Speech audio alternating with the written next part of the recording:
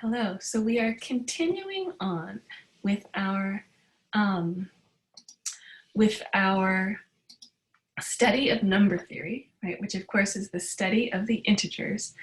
And remember, we started our first definition in number theory was the definition of an even number, which is a number divisible by 2, right? And then we realized that we could split the integers into two sets, the even ones and the ones that aren't even. And those are the odd ones, and those have the form 2k plus 1, where k is an integer, right? And then we generalized the notion of evenness, and we had this notion of, well, divisible by any integer b, okay, any positive integer b. Right, so we have this general notion of divisibility, and what we're going to talk about today is the division algorithm, which is going to allow us to split the integers into finitely many sets, depending on the remainder when I divide by a positive integer b, okay? And so, so here the learning objectives are that we should be able to state the division algorithm, and we should be able to apply the division algorithm in examples when the number a is positive or negative. All right, so most books, and our book, states this as the division algorithm, although sometimes it doesn't look like an algorithm because it's hard to see what the steps are. Algorithms usually are recipes, right, the steps. So some people call this the division and remainder theorem. And it goes like this. If you have two integers, a and b, and the b is bigger than 0, then there exist unique integers q and r, where the q is the quotient and the r is the remainder, where r is bigger than 0. Oops, bigger than or equal to 0. And we're going to have to do this. I can't figure out how to do that in Mirotech. So bigger than or equal to, r is bigger than or equal to 0, strictly less than b, and a has the form qb plus r. Okay, so let's do some examples to see what this means in practice.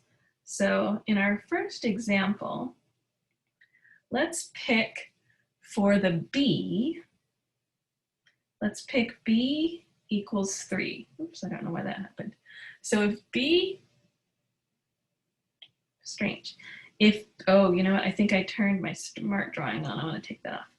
If b is equal to 3, then what are the possible remainders? So the possible r's are 0, 1, and 2 when I divide by b. So let's see what happens.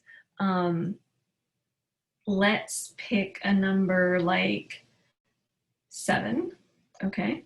So if a equals 7, then, well, let's try to write a in the form qb plus r according to these rules. So we know that 7 is equal to 2 times 3 plus 1, okay? So that's 6 plus 1, and 1 is one of the possible remainders. Now there are other ways of writing 7 as qb plus something, so, or q3 times something, but to have, if that something can be only 0, 1, or 2, this is the only way to do it, okay? We can do this for any number though, right? The theorem says for any a you give me, I can do this. So sometimes people say, well, what if a is equal to, say, 2? How do we write that in the form qb plus r, where r is 0, 1, or 2? Well, the q can be 0, okay? So in this case, we'd have 0 times 3 plus 2, all right? And so that's how we do it. And let's, before we go on, I want to do an example also where the a is negative.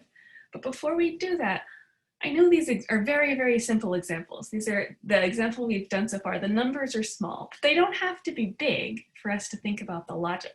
So I'm purposefully keeping the arithmetic simple so we can focus on the logic. So I want to rethink about what we've just done with a picture, with a diagram. Okay, so I'm going to draw a number line, and I'm going to put 0 here, and I'm going to count off by multiples of 3. So there's like a 3, a 6, a 9, a -3, a -6, and a -9. Okay, so let's think about what I'm really doing when I'm trying to use the division algorithm when a equals 7, okay? What I'm looking for this part, the QB part, is I really want to find the multiple of 3 on my number line that's closest to 7 and still on the left, okay? And it just happens that here for us, 7 is like over here, and 6 is the multiple of 3 closest to 7 and still on the left. And so that means that the next multiple of 3 is going to be bigger than my a, which is 7, okay? So I always, when I'm going to write down that principle, and then we're going to apply it in the next example. So what we've just observed is that, note, QB is the multiple of B closest to A and still to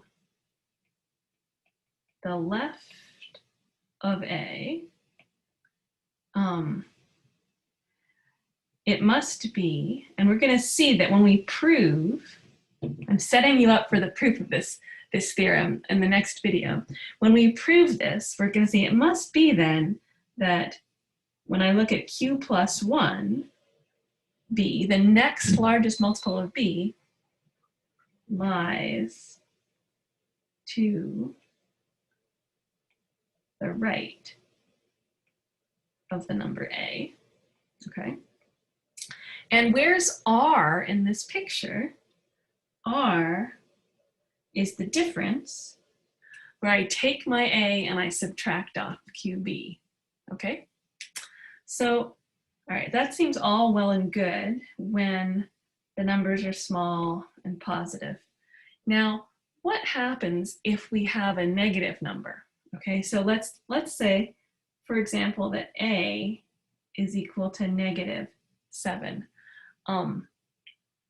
How should I go about thinking about this and finding my QB and R?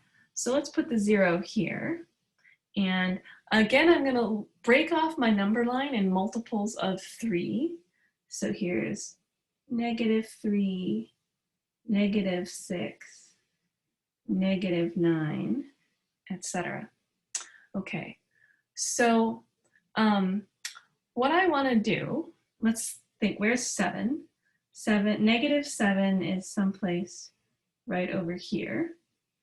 And this note that I just wrote tells me that QB is going to be the multiple of B closest to 7, or closest to -7 and still on the left, okay? So if I follow that rule and I try to find QB, I realize that this, I'm going to circle it in red, -9 is my QB. So when I go to write -7 as QB plus R, it must be that the Q is 3, or no, sorry, -3, and the R, again, I take my -7, the number on the right, and I subtract off -9, and I get a distance here of 2. Okay, so, and it's true, right, that negative 3 times 3 is negative 9, plus 2 is negative 7.